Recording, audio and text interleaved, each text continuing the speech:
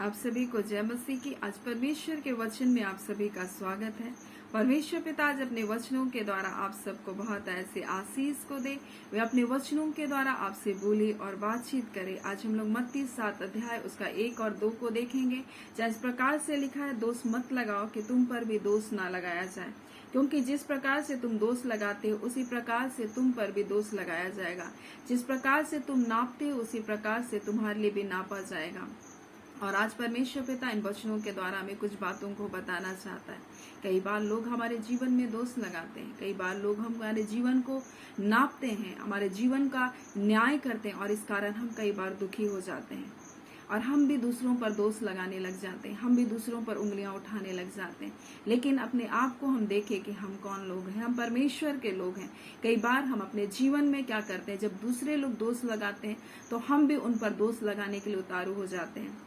लेकिन परमेश्वर का वचन इस प्रकार से कहता है, दोष ना लगाओ कि तुम पर भी दोष ना लगाया जाए। यानी कोई ना कोई हम पर दोष लगाने वाला तो है, लेकिन कई बार हम ऐसा करते हैं कि हम सोचते हैं कि हम दोष लगा लें और हम बच जाएं। ऐसा नहीं होता है। लेकिन परमेश्वर का वचन हमें बता रहा है, जिस प्रकार से तुम दोष लगाते हो उसी ही प्रकार से तुम पर भी दोष लगाया जाएगा। यानी जिस प्रकार से हम दूसरों के लिए न्याय करते हैं उसी प्रकार से हमारा भी न्याय किया जाएगा।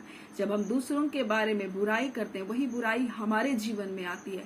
जिस प्रकार से हम दूसरों के लिए गड्ढा कोड़ते हैं उसी गड्ढे में को भी हमारे लिए भी कोड़ा जाएगा। जिस प्रकार से हम क्या करते हैं, जैसा कार्य करते हैं वो कार्य हमारे जीवन में भी आता है। नीति वचन में लिखा, जैसे जिसकी करनी वैसे उसकी भरनी, और जो गड्ढा कोड़ेगा वही उसमें गिरेगा। और परमेश्वर का वचन इस प्रकार से लिखा है कि जो दोष लगाएगा उस पर उसी प्रकार से दोष लगाया जाएगा। जो जिस प्रकार से तुम नापोगे उसी प्रकार से तुम्हारे लिए भी नापा जाएगा।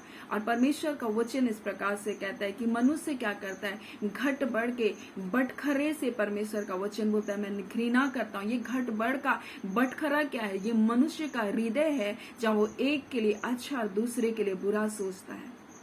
और कई बार मनुष्य जब देखता है तो दूसरों की दृष्टि में किसी को तो अच्छा किसी को बुरा देखता है, तो क्या वो व्यक्ति बुरा है? नहीं, आपका दृष्टिकोण वैसा है इसलिए आप उसको वैसा देख रहे हैं। आप उनकी परिस्थितियों को, उसके जीवन को आप नहीं जानते, लेकिन आप बाहरी आवरण को देख करके उसका न्याय करते हैं। लेकिन हमारा परमेश्वर ऐसा नहीं है। हमारा परमेश्वर मनुष्य के जीवन को, उसके सारे चाल चलन को ध्यान से देखता है, परमेश्वर का वचन कहता है। और परमेश्वर हमारी गलतियों को करने के बाद भी हमारे लिए क्या करता है, धीरज को धरता है, वो विलंब से कोप करता है। इसलिए वो करुणा में परमेश्वर है, वो परमेश्वर दया करता है और तुरंत न्याय नहीं करता। अगर किसी का न्याय करता तो मनुष्य क्या हो जाता, नष्ट हो जाता। लेकिन परमेश्वर तुरंत किसी मनुष्य का न्याय नहीं करता। लेकिन हम मनुष्य तुरंत किसी के जीवन का न्याय करते, किसी पर दोष लगा देते हैं और किसी को नापते हैं। और इसलिए परमेश्वर का वचन इस प्रकार से हमें बता रहा है कि जिस प्रकार से तुम दोष लगाते हो उसी प्रकार से तुम पर भी दोष लगाया जाएगा। जिस नाप से तुम नापते हो उसी प्रकार से तुमको भी नापा जाएगा। तो आज जब दूसरों के जीवन को आप देखते हैं, किस प्रकार से आप नापते हैं, किस प्रकार से उसके जीवन को देखते हैं? क्या दोष लगाने के लिए आप उसके जीवन में कमी ढूंढने के लिए बैठते हैं? क्या आप दूसरों की गलतियों को देखने के लिए आप उसको जीवन को वॉच करते? नहीं, ऐसा नहीं है होना। क्योंकि जिस प्रकार से आप सोच रहे हैं कि मैं उसके जीवन में दोष निकालूंगा, जिस प्रकार से आप सोच रहे हैं उसके जीवन को आप आंक रहे हैं, आपके जीवन में भी वही चीज आ जाएगी। इसलिए परमेश्वर का वचन बोलता है, तो क्यों अपने भाई की आंख का लट्ठा को देख रहा है, जबकि तुझे अपनी ही आंख का तिनका दिखाई नहीं दे रहा। बोला, ला भाई मैं तेरी आंख का, बोलता है, लट्ठा निकाल दूं। बोल रहा है, इसलिए बोल रहा है कि तू अपने भाई की आंख का तिनका क्यों देख रहा है, बोला, जबकि तुझे अपने आंख का लट्ठा नहीं दिखाई दे रहा। जब आप ही की आंख में गलती है, आप ही के नजरिए में गलती है, तो आप कैसे दूसरों के गलतियों को क्या कर सकते हैं, सुधार सकते हैं? वैसे ही परमेश्वर का वचन हमें बता रहा है कि जो हमें अपने जीवन को सबसे पहले जांचना है, ना कि दूसरों के। हमें अपनी जिंदगी की जिम्मेदारी को लेना। और ये वचन जब हम पढ़ते हैं, ये वचन सबसे पहले हमारे जीवन के लिए होता है, अपने जीवन को जांचने के लिए होता है, अपनी कमी और अपनी घटी को देखने के लिए होता है, ना कि दूसरों को ऊपर दोष लगाने के लिए। और इसलिए परमेश्वर का वचन हमें सिखा रहा है कई बार हमारे जीवन में कमी होती है, हमारे जीवन में घटी होती है, हमारे नजरिए में कमी होती है, इसलिए हम दूसरों के जीवन में वो कमियों को देखते हैं। कई बार उनके जीवन में वो कमी नहीं होती, बल्कि हमारे जीवन में वो कमी होती है। अगर हमें अपने जीवन को जांचना है तो ये बहुत अच्छा तरीका है कि हम दूसरों को देखते साथ कैसे सोचते हैं, हम दूसरों को देखते साथ कैसे विचार करते हैं। दरअसल उसमें वो कमी नहीं होती, वो कमी हम में होती है कि हम दूसरों को देखते साथ तुरंत दोष लगा देते हैं। हम दूसरों को देखते साथ तुरंत उसमें कोई ना कोई खोट निकालते हैं। वो उनकी गलती नहीं होती, वो आपकी और हमारी गलती होती कि हम जो वैसे दूसरों को देखते हैं। इसीलिए परमेश्वर का वचन हमसे कह रहा है, दोष मत लगाओ, नहीं तो तुम पर भी दोष लगाया जाएगा। यानी जो जैसा करेगा उसको वैसा ही मिलेगा। जो गड्ढा कोड़ेगा वो वही से ही गड्ढे में गिरेगा। दानियल के जीवन से आप देख सकते हैं, दानियल में परम प्रधान परमेश्वर का आत्मा था। राजा सोचता था कि मेरे बाद यही एक होगा जो मेरे बाद क्या करेगा, मेरे बाद एक ऊंचे स्थान पर रहेगा। और वहां के प्रतिष्ठित पुरनीय लोग दानियल के ऊपर दोष ढूंढ रहे थे, परंतु परमेश्वर की व्यवस्था को छोड़कर उसके ऊपर कोई दोष नहीं पाए। इसलिए उन्होंने योजना करके उसके ऊपर दोष लगा करके उसको सिंह के मांद में डाला। परंतु उस सिंह के मान में दानियल के साथ उसका जीवित परमेश्वर था, जिसने सिंह के मुंह को बंद करके रखा और दानियल को सुरक्षित रखा। लेकिन जिन्होंने उसके ऊपर दोष लगाया, जब दानियल वहां से उस गड्ढे से निकला, तब उस गड्ढे में जो दोष लगाने वाले थे, वो उनके स्त्रियां, उनके बच्चे, सब लोग उसी गड्ढे में गए। और लिखा है वो तह तक भी नहीं गए थे और सिंहों ने उनको क्या किया, उनको फाड़ करके खा गया, उनके हड्डियों समेत उनको खा गया। लिखा है आज ऐसे ही परमेश्वर के लोगों पर जो दोष को लगा रहा है या उसके ऊपर उसको नाप रहा है, उसके पैमाने पर एक दिन परमेश्वर क्या करेगा, उनके ऊपर दोष लगाएगा। और जो गड्ढा उनको गिराने के लिए, उन पर उनकी बुराई को करने के लिए योजना को बना रहा है, एक दिन परमेश्वर क्या करेगा, उन्हीं की योजना में परमेश्वर उसको नष्ट करेगा। उन्हीं की युक्तियों में परमेश्वर उनको क्या करेगा, फंसा देगा। हम लोग देखते हैं किस प्रकार से हामान ने मुर्दकै के लिए फांसी का फंदा बनाया था और राजा के पास चुगली करने के लिए आया, दोष लगाने के लिए आया था। लेकिन जिस फंदे को उसने मुर्दकै के लिए बनाया, उसी फंदे पर हामान लटकाया गया। जिस सिंह के गड्ढे में दानियल को डालने के लिए शत्रु ने क्या क्या दोष लगाया था, उसी गड्ढे में क्या किया, वो उनका पूरा घराना नष्ट हो गया। आज ऐसे ही परमेश्वर के लोगों, जब लोग आप पर दोष लगाते हैं, आपको नापते हैं, आपको न्याय करते हैं, आप निराश होकर आप भी वैसे ना करें, आप भी उनकी बुराई ना करें, क्योंकि परमेश्वर आपके लिए लड़ेगा। जिस योजना को उन्होंने बनाकर आपको गिराना चाहा, उसी योजना में वो क्या करेंगे, एक दिन गिर जाएंगे।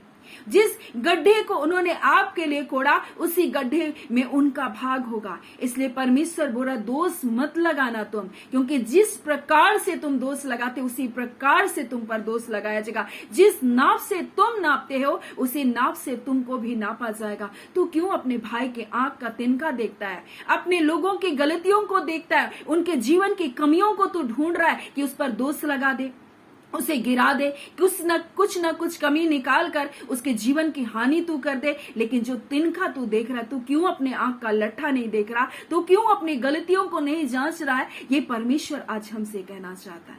ये परमेश्वर आज अपने लोगों से कहना चाहता है, आप परमेश्वर के लोग हैं, आपके अंदर मसीह यीशु का स्वभाव होना है, आपके जीवन में यीशु का चरित्र होना है, आपको उसके जैसा व्यवहार करने वाला जीवन को जीना है। लेकिन आप भी अगर दोष लगाएंगे तो संसारिक और आप में क्या अंतर हो जाएगा। आप भी जब दूसरों को नापेंगे तो आप में और उनमें क्या अंतर हो जाएगा। इसलिए परमेश्वर आज हमें बता रहा है कि आप अपने जीवन को किस प्रकार से दूसरों को देखते हैं। आप अपने जीवन से कहीं किसी को दोष देने वाले तो नहीं, आप कहीं दूसरों की गलतियों को तो निकालने वाले नहीं। तो परमेश्वर का धन्यवाद हो कि हमारी गलतियों को नहीं निकालता।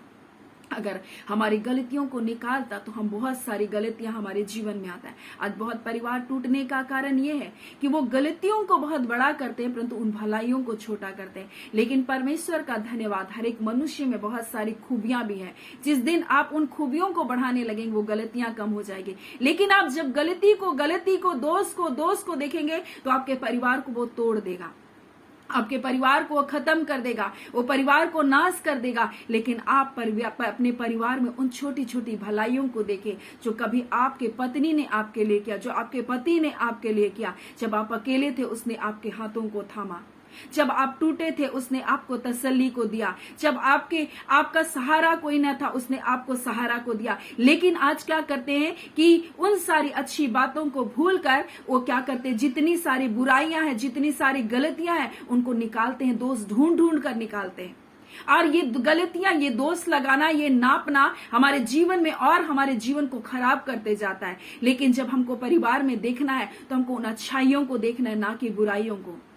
और वैसे ही परमेश्वर हमारे जीवन में इतनी गलतियों के बावजूद परमेश्वर हमारे जीवन की उन अच्छाइयों को देखा और हमको क्या क्या खड़ा किया।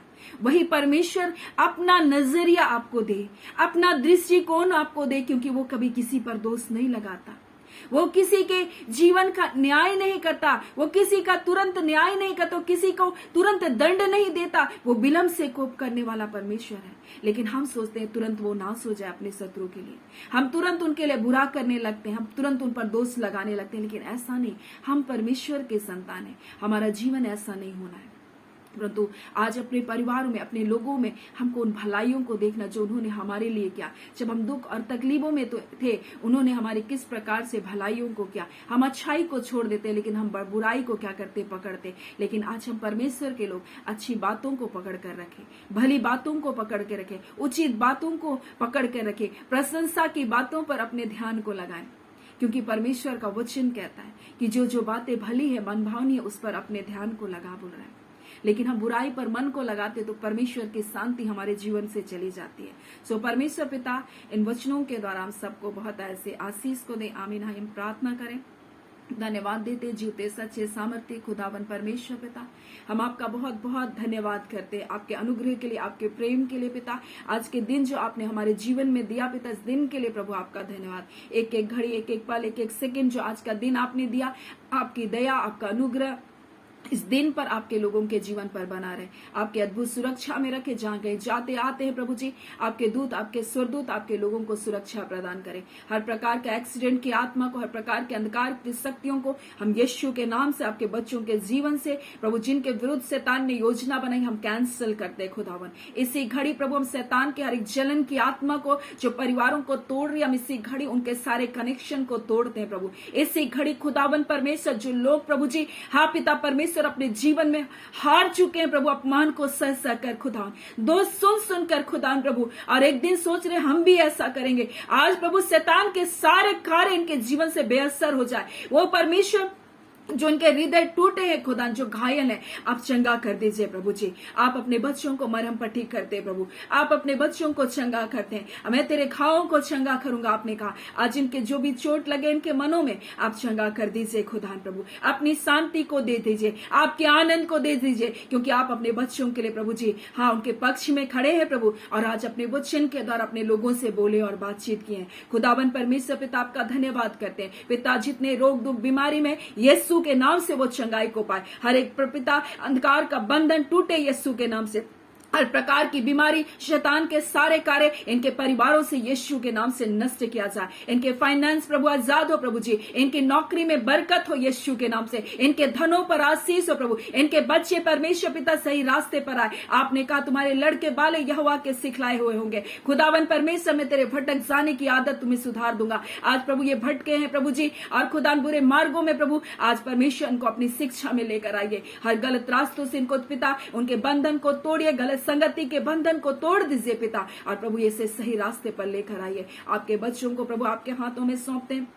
जितने पिता अपने एग्जाम्स में फेल हो गए प्रभु जी, आज प्रभु वो सफलता को पाए, वो निराशा इनके हृदय से जाती रहे। एक बड़े जय छुटकारे को इनके लिए मांगते खुदा प्रभु। आपके बच्चे पूंछ नहीं परंतु सिर हैं, ये नीचे नहीं रखेंगे प्रभु, परंतु ऊपर ही रहेंगे खुदा। हम इस बात की घोषणा करते पिता, आने वाले दिनों में प्रभु आप अपने बच्चों को अद्भुत रीति से ऊंचा उठा रहे, आप जय और छुटकारे को दे रहे प्रभु, अपनी भलाई से आप तृप्त कर रहे पिता। आप पिता परमेश्वर अपने बच्चों से बहुत प्रेम करते खुदा, आप अपनी भलाई को दिखाकर प्रभु, अपने आश्चर्य कर्म को दिखाकर प्रभु इस बात को बताएंगे खुदा आने वाले समय में कि मैं तुमसे प्रेम करता हूं संसार में प्रभु जी। आप इस बात को बताने जा रहे अपने लोगों के लिए, आपका धन्यवाद करते हैं पिता। टूटे परिवार यीशु के नाम से जुड़ने पाए, अंधकार की शक्तियां प्रभु इनके परिवारों से टूटे, शैतान की सारी योजना इनके परिवारों से विफल हो, और पिता जितनी युक्त योजना आपके बच्चों के विरोध में शत्रु ने बनाए, सारा यीशु के नाम से विफल होने पाए। उत्तम स्वास्थ्य दे, भला चंगा जीवन दे, हर बुराइयों से इन्हें बचा कर रखे। हम धन्यवाद करते हैं पिता,